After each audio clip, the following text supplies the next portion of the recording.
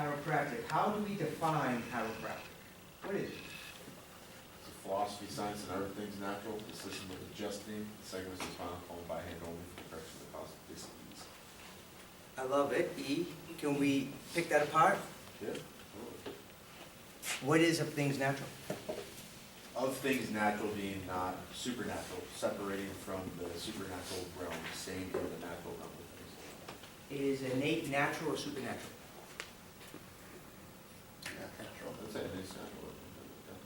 What would be considered supernatural? God. Like mystical things, like voodoo, magic, that sort of thing. Would be like. Is God or the soul supernatural? Yeah. Okay, which is interesting because BJ used innate and the soul interchangeably, especially in his later years.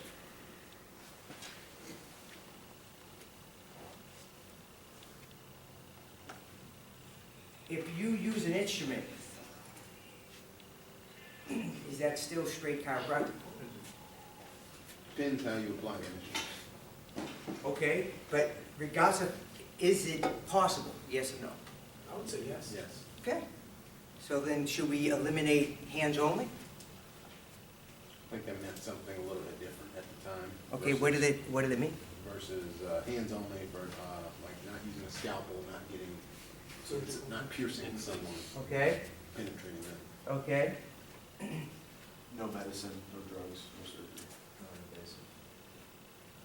Non-invasive. Okay.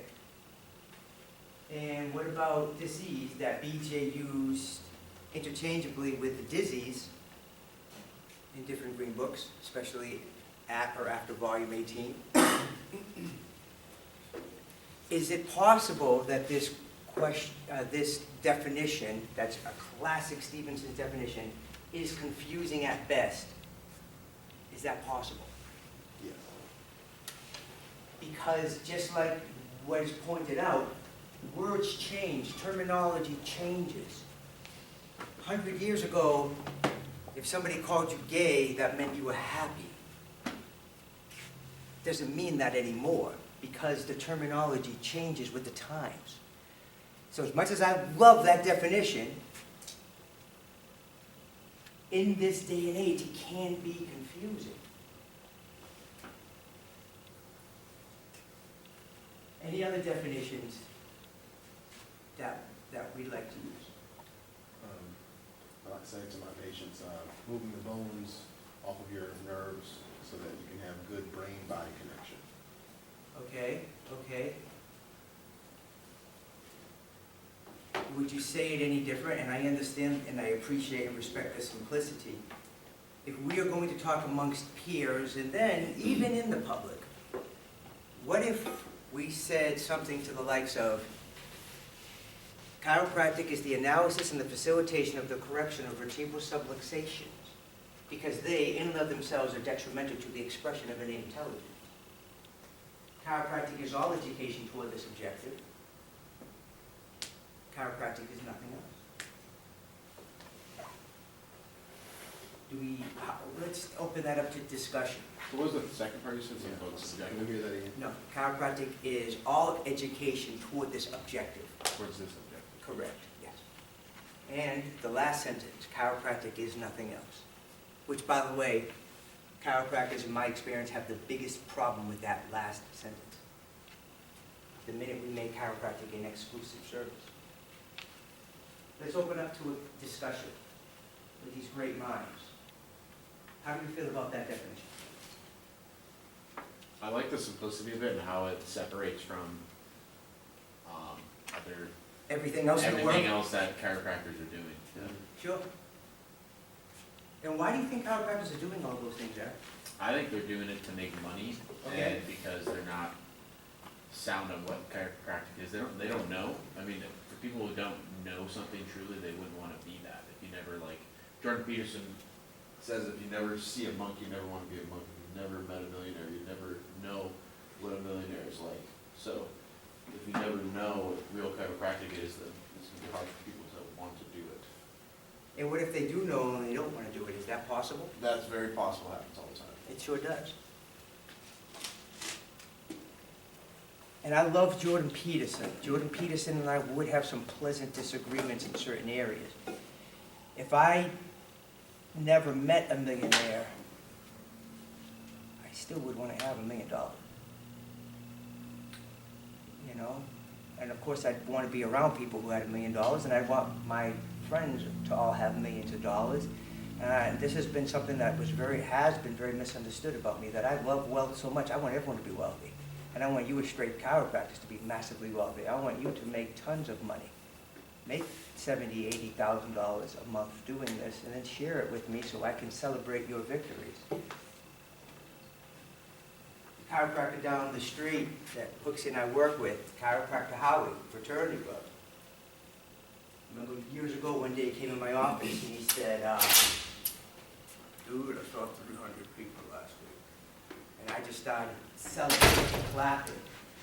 And he's like, that's why I told you, because I know you'd appreciate it and I can celebrate it with you. Howie's kind of like Spock. But we were very happy, because 300 is groundbreaking. Some of the theories is 300 is the tipping point of what it takes to really make a dent in your community. You're going to hear people talking about seeing hundreds of people a day, 200 a day, 100 a day. Maybe you will, maybe you won't. I don't know. Sometimes people throw around these numbers that are just numbers. They're totally arbitrary. I remember there was a chiropractor that I used to work for. Claims his biggest week was 800, but never saw more than 120 in a day, never worked more than 4 or 5 days a week. I'm like, the numbers just don't add up. The standard, you go to DE, whatever numbers they tell you they're seeing, Take off 100. we'll divide it in half, then take off 100. To me, it's like, look, man, yeah, celebrate it, but I find very few people, regardless if you're at DE or wherever, really celebrate another person's success in those manners. If you want to see what a person's vision of success is in chiropractic, open up next door to them. So I have a really hard time saying that that chiropractors have this vision of seeing 7.8 billion people. My vision is very simple. See 7.8 billion people every week for the rest of their lives. Two things I'm certain of. Everybody needs chiropractic, and I can't see everybody. So that's why we're all here. So you can see the maximum of your capacity. People ask me all the time, okay, I want to see 100 people a day. Okay, good, fine, that's what you want. Let's look at the numbers. How long does it take for you to see a person? All right, well, to analyze them and have the x-rays and everything else, it takes me 10 minutes. All right, great. That's 6 people an hour. In the average office, you're going to have 2 peak times a day, one in the morning, one in the afternoon. During those 2 hours, in the morning and in the afternoon, that's going to make up 80 to 90% of your volume that day. So if it takes you 10 minutes to see a person, which I think is extremely long, but whatever, you're looking at 12 people in each peak hour. That's 24 people. And if you're there over your peak hours, you probably have 4, 5, or 6 that will come in outside those peak hours. So I understand you want to see 100 a day. Your max is 30. That's as many as you can see. So structure things accordingly. And you want to make sure your peak hours move with the rhythm of your city. If the rhythm of your city, people get up and they're in work at 7 a.m. and then they're off work at 7 p.m., you literally could have office hours 6 to 8 in the morning, 6 to 8 at night, and see 80 to 90% of the volume that you would see otherwise.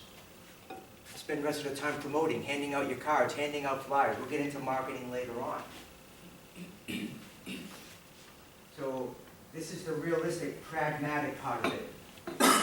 I mean, hey, look, man, if 30 is your capacity, I'm totally cool with that. You be cool with that and be the best chiropractor for those 30 people that you can.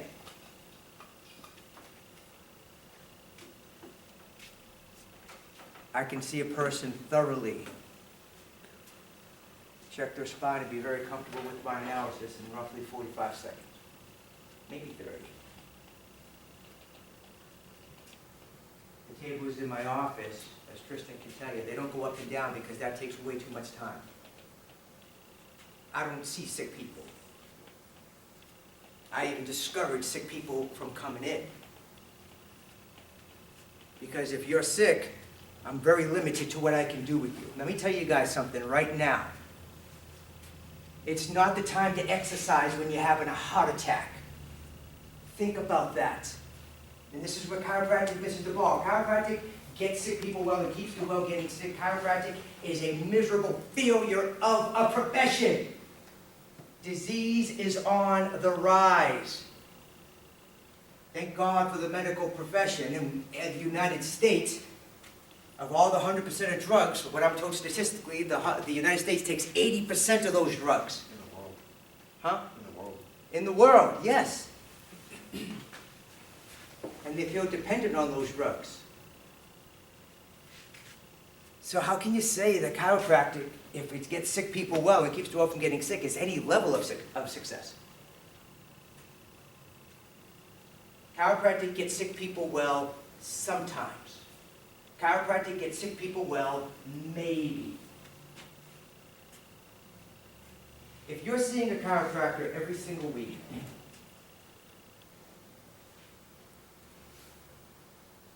over time, is your body going to be stronger? Yes or no? Why? You're accumulating constructive survival values. Absolutely. Yes. Is that good? Always. What if I have cancer? Still good. What if I have pneumonia? Still good. What if I have kidney stones? Still good. So can we say that no matter what the physiological state of the body, disease or otherwise, it's always good to have vertebral subluxations adjusted? Yes. Can we be absolutely certain about that? Is that reassuring? Is a vertebral subluxation always bad? Yeah. What is a vertebral subluxation? I would say no, it's not always bad. Why? Because if you think about what's the worst thing that could happen if you don't have a vertebral subluxation would be death. So at that point, your body is like, let's have a vertebral subluxation for you not to die. So at that moment, if you think about it, it's a good thing, even though it's a bad thing, but there's a worse thing that could happen if you didn't have that subluxation. Death is inevitable. Yeah, Nobody gets out of here alive. you could die sooner if you didn't have vertebral subluxation. Why? Because your body won't know how to adapt. When your body doesn't know how to adapt, it's stuck. And ultimately, if you're stuck, you're going to end up dead. How does your body not know how to adapt? How does the innate intelligence of the body not know how to adapt? I mean, that's when you get to the point that you're just can't do anything else. So let's start, and I want you to think, Yeah. if the innate intelligence of the body, from the moment that you're born, knows exactly what to do for that body to adapt, and the 33 principles says the innate intelligence of your body is always 100%, always perfect, and never injures or destroys the structure in which it works. We're talking about the innate intelligence now, not the limitations of matter. In what circumstance can innate intelligence not know how to adapt?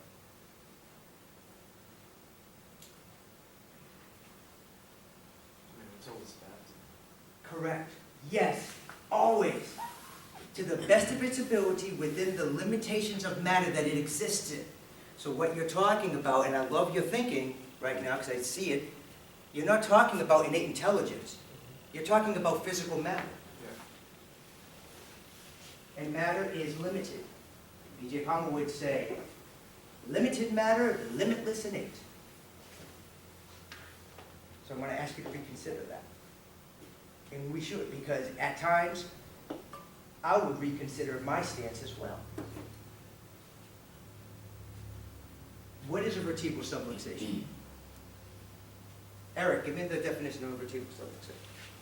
Subluxation is the condition of a vertebra that has lost its proper juxtaposition, one above, one below, or both, to the extent luxation. less than a Less luxation. than luxation, which injures nerves and interferes with transmission of mental impulses. That's right. So therefore, we said it is 4 points. A misalignment above and below, occlusion of a foramen, nerve interference to the lesser than a dislocation, and the kick-up interferes with the expression of mental impulse. Can we prove the existence of a vertebral subluxation? Not until we can prove mental impulse.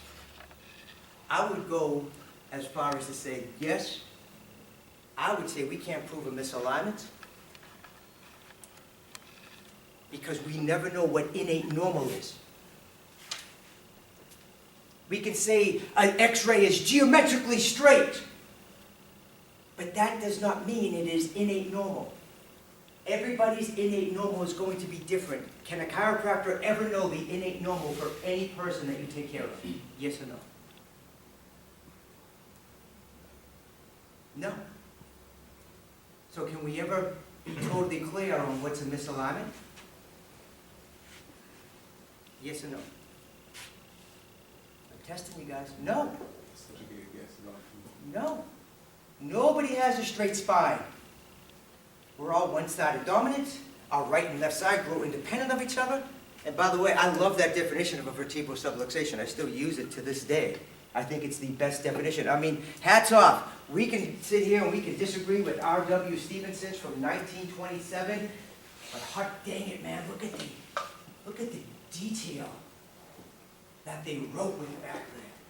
So what if we disagree where innate brain was located? So what if we disagree that you couldn't have interference with the afferent side of the nerve system because then innate intelligence could get wrong information by their thinking, which is totally wrong. Look at the detail. So what if the normal complete cycle and the incomplete cycle and the disease cycle? So what if they're wrong?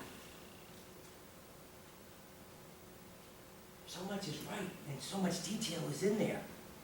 Because when you say innate is located in a certain part of the brain, that's not accurate. Innate intelligence is located in the whole body.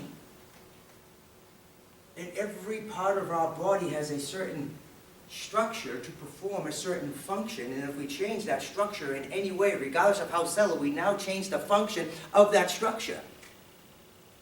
And the nerve tissue is designed to carry mental impulse, which is a specific adaptive process at a specific moment in time created by the innate intelligence. And if that nerve tissue is compromised in any way, changed in shape in any way by a vertebral subluxation, maybe the brain spinal cord is changed, maybe the nerve roots are changed. But something has happened that has subtly changed the structure, ever so subtle, of that nerve tissue, and it cannot conduct mental impulses at 100% of its ability, and now your body is living off 80, 70, 60% of its fullest potential because there's a compromise to the innate intelligence. Should you always feel the difference? Should you feel any difference when a vertebral subluxation happens? I feel like you feel different, but since your perception also changes, it's hard to recognize when you're subluxated. Would you say impossible to recognize when you're subluxated? Is that possible? Yeah, I would say. I mean, unless you're like, sometimes people are like super subluxated, they probably feel subluxated. You go on a mission trip and something, you know what I mean? That sort of thing. Can you 100% be conclusive about that? Not 100%. Exactly. No matter how good I think I am, and I consider myself one of the top chiropractors on the planet right now, I never know what I'm subluxated. So what can I do? I can see a chiropractor, and I'll see a chiropractor 3 to 5 times a week for 30 years now, because I don't know. What if the nerves are subluxated going to your heart? You may never feel any different. What if the nerves are subluxated going to your immune system? You will never feel a difference, but your body's compromised. And what if by going to a chiropractor, you don't have a heart attack in 20 years, or you don't get cancer in 10 years because your immune system's functioning better? Logically, we can say that that's possible. We can't predict any physiological function, and that's okay. But we can say logically, your body will be stronger. And the fact that we can't predict which physiological function improves takes nothing away from the quality of the habit of this service. What causes a vertebral subluxation? Lack of adaptation to the external forces in the body. Okay. So. Inability to adapt to those forces. Inability to adapt. So when the external invasionary forces overcome the internal resistive forces, a vertebral subluxation can be caused, right? So by definition, vertebral subluxation is caused by a lack of adaptation, right? We cool with that? Ultimately being a limitation of matter. We good? And by definition, your body has lost some element of control over that vertebral subluxation. Yes or no? Okay. Now, I have a question. Lay it on me. Going in your, the way that we're thinking right now, so how could you, not fix, but, not correct, it's not the right word, okay? But how could you address vertebral subluxation if you don't even know that it's there? How can you expect to have results if you don't even know where to look for? Why do you think that we don't know it's there? Because like we were said before, it's not theoretical, it's theoretical. We cannot prove that you have a vertebral subluxation. Correct. We cannot prove it by empirical means. Okay. Empirical means you know the beginning and you know the end. We don't know the beginning or the end of innate intelligence. And empirical means that you know what is a normal physiology for a human being. We do not know that. Even our pals in the medical field do not know that, and they're finally saying we don't know that, so we have ranges. And these ranges, we're pretty certain, are pretty general terms that, when I go under for a surgery, there's a range of anesthesia that they calculate based on my body weight and age of how much anesthesia I can handle. And that's a range. And I thank God every time they bring me back, because not everybody comes back. Those ranges do not work for everybody. Example, Kanye West's mother went in for augmentation of some kind, and they couldn't bring her back. So, empirically, there is no way for us to say a vertebral subluxation exists because we don't know what innate normal is. We can have analysis based on logical thinking, based on certain premises that we accept as truth. That first premise being, there is a universal intelligence which exists in all matter, continually giving it its property in actions, thus maintaining it in existence. We call that the major premise, the a priori statement of the logic of the 33 principles. Above that, and I've had people argue with me, is the theology, realm of theology. So we'll leave that to the theologians. Even though people say, well, Didi and BJ used universal intelligence synonymous with God. I would say, I would disagree with that. Regardless if they did or not, and they did, I know that they did, but a universal intelligence is a principle. It's not a personified deity. It's a principle. Innate intelligence does not talk to you. Universal intelligence does not talk to you. I'm not saying you don't have a spirit guide. I'm not saying you can't reach into other metaphysical realms. I'm just saying that's not innate intelligence, and innate intelligence is not your soul. All living things have an innate intelligence. I don't know if all living things have a soul. We cross into theology in those areas, like we were talking about last night, Tristan. People say, well, do dogs have a soul? I don't know. I know they have an innate intelligence. So just because we can't measure something empirically doesn't mean it doesn't exist. We can't measure life. But we know it exists. How? Inductively, based on observation. I can observe there's order in the universe. There's order in those flowers, those bushes, that tennis volleyball net. I don't think that volleyball net just happened to randomly fall out of the sky and assemble itself. Based on that structure that has order, something of intelligence had to create that.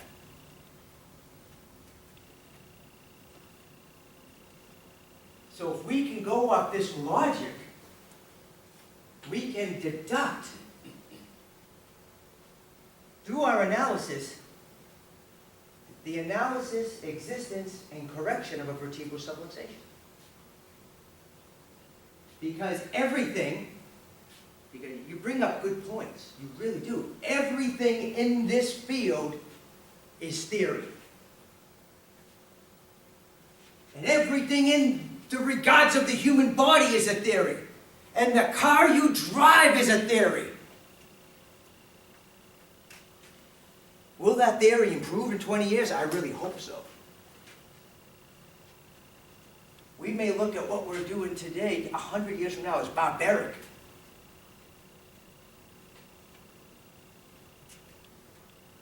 We're taking the best theories possible. People say, oh, I just don't like the way Romano says this or Romano says that. Okay, great. Prove me wrong. Show me better. The fact that you don't like me is not enough. Show me where I'm wrong. I ask people questions and people love to hate me. And believe me, if it ever came down to people hating you or hating me, I'd rather them hate me. You don't have to deal with that shit. It gets old. I ask people who are in research, can you please give me one research project that validates the existence of a vertebral subluxation? Because you see, all the research about what? What is chiropractic research about? Some condition going away when people have chiropractic care. Great. Awesome. It's all therapeutic. Show me one research project, and then they get mad at me. Ronald's a dick. So tired of him. Why can't you just say like, well, you know what? We don't have one. We don't have a project right now. Closest thing we have is B.J. Palmer's wet specimen. When B.J. Palmer was over in Germany, right before World War II broke out, they used to dissect living people who were prisoners. And B.J. said, I don't think the guy was dead yet, but they went in and they started cutting on the guy, and I saw where the medulla oblongata went down to C3, and just as I had thought, as that person was dying, the medulla was shrinking back up into the ventricles. And then B.J., a big upper cervical cat, took a cutaway of the occipital atlantoaxial area, and you could see the twisting of the atlas and the C2. And it's the wet specimen that's still there to view today at Palmer. I think they hid it at Palmer now. You can't just go up and walk and see it. It's like a request to see it. I wonder why. That's weird. But I'm sure we could see it.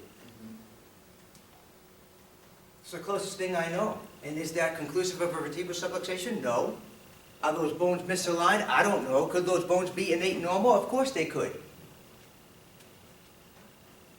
And these are discussions that I know BJ would be indulging if he was still alive. We're supposed to go further with it. So we said that a vertebral subluxation can be caused when the universal evasionary forces overcome the internal resistive forces and your body cannot adapt. How often could a vertebral subluxation happen in your spine? How often? As many times as your internal forces fail to adapt to the external ones. So how often, theoretically, could you get checked? Every day. Every day. Yeah, every day. Moment to moment, every day, sure. Chiropractors are afraid to tell the public that. We're afraid of rejection. So interesting. We'll go over different modalities, but it's so interesting. I was afraid to say that out of school. I was taught to be afraid to say that. Man, I don't want to see a chiropractor. I heard once you start going, you can't stop. It's like you can stop whenever you want to. You can stop breathing too, but I wouldn't recommend it. And I want people to laugh at the idea of stopping chiropractic.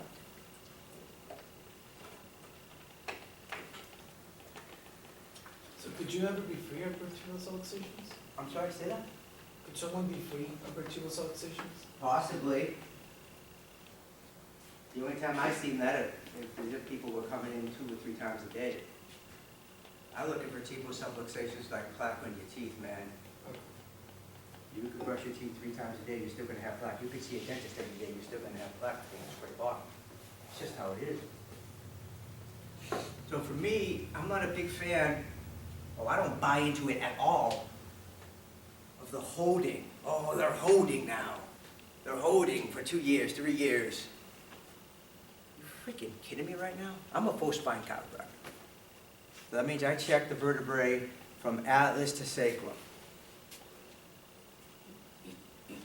I don't thrust on occiput or coccyx because there's nothing below them to analyze, or above them.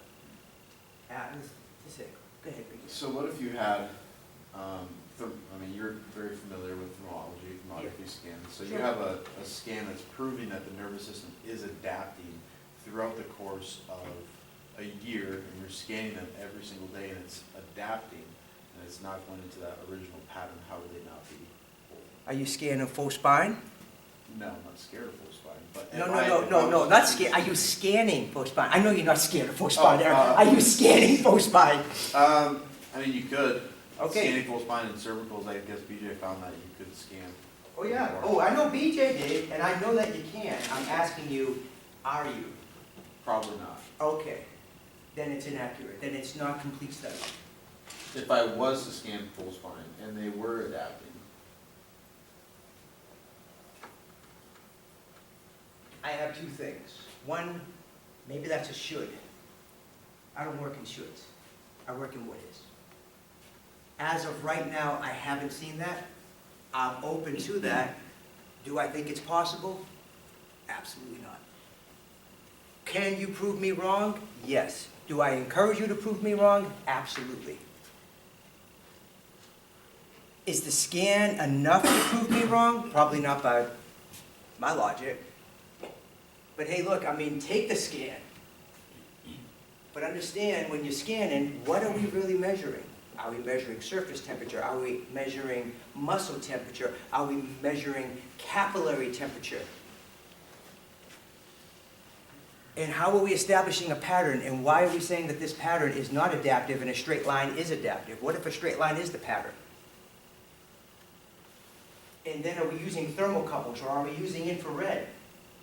BJ said always use thermocouples, and Michael Kale was just going to die on that hill.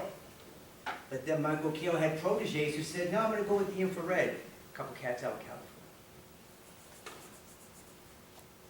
And BJ Palmer said upper cervical chiropractors, and he went as far as to say, if we look at the evolution of this, we had BJ kicking it. 1910 comes out with the first chiropractic x-ray. They didn't realize that radiation was really bad for you. That's why when you see Maybelle Palmer in the last of her days, and she was a very brilliant woman, and she taught anatomy, and she was a wonderful wife, and she was the real essence of BJ's communication with other people because she would smooth things over when BJ would ruffle feathers. And she was taking a lot of x-rays, and all the radiation, she developed cancer and died. So in 1910, there was the chiropractic x-ray of the spine. And that divided the profession. But BJ, you said by hand only. And that is an invasive mechanism. You're exposing people to radiation. That's a conflict to the definition. And then in 1923, an engineer named Dawson Evans said, if I take a magnet and I take 2 uneven metals and I twine them around the magnet and I put some sensitivity couples on the end of it, the needle will deflect to the side of heat. And BJ divided the profession a second time. Because folks said, that's a machine! That's not by hand only! You guys feel where I'm going now? See the history? And then in 1930, what was left of BJ's following was yet again divided by 2 things. His exclusive focus on the upper cervical, saying that if you go below C2, you are a mixer. And if you do not buy the Palmer Thermoscribe for, I forget how much was it, $3,500, $5,000, and then $5 a month forever. In 1930, when the average house was $3,500, he said, if you don't buy this and lease it, which, well, you weren't buying it, you leased it from Palmer, And by the way, any one of those thermoscribes that was leased from Palmer, that lease is still good today. I gotta go talk to, Foster's dad had one. You pay $5 a month still. And that divided the profession for the last time when BJ went upper cervical. Then from 1930 to 1935, BJ began to write volume 18. The subluxation specific, the adjustment specific. The only book BJ asked you to read 3 times. And during that time, BJ, when they would adjust post spine, they would adjust in the knee chest posture. Up until that time. Between 1930 and 1935, BJ moved from side posture moved from knee chest to side posture position with the rock side posture solid headpiece. So by the time volume 18 came out, that was talking about knee chest, BJ had already switched to side posture. And that's where his research was in the research clinic from 1935 to 1951. After 1951, a young fellow happened to be a doubter. His name is J. Clay Thompson, and J. Clay Thompson said, "I can't do it on the rock solid headpiece." So he created a Thompson drop piece. And BJ said, "This is great. Now the world can do it. We'll call it PTA, Palmer-Thompson adjustment." And from 1951 to BJ's death in 1961, that's where upper cervical headed. Not in the research clinic, though. During this time, a young fellow that worked with BJ Palmer, his name was Lyle Sherman. And Lyle Sherman worked with BJ until later on when he retired and moved to a town called Spartanburg, South Carolina. Some people followed him. And one of those folks that followed him was a fellow named Tom Gelati. And Tom Gelati loved upper cervical, and he wanted to open up a school focused on upper cervical and name it after his mentor. And you're at that school right now. Tom Gelati was really great at being a president and an administrator, but he knew he needed help recruiting students. So he hired one of the greatest, if not the greatest, chiropractic philosopher of all time, and that was Reggie Davis. And Reggie helped build the school. BJ wrote 44 green books. One of the green books that he wrote was our masterpiece. 37. Is that what number it is? I Okay. think Yeah, maybe it was 39. Because there's not a 40. But some of the books are numbered, 2 different books are numbered twice, same number. It's kind of weird. And there were different authors at different times. And some of the books about BJ's travels, like around the world with BJ and such. But in our masterpiece, BJ was talking about the full body scans. And he did say, look, man, when you're taking care of people upper cervically, and I'm not sure if he said if either they're not clearing out or they're not getting well, which is mixing, you may have to go below C2. And then you take full body scans, and if you have a break at a certain area, that could need a corrective thrust.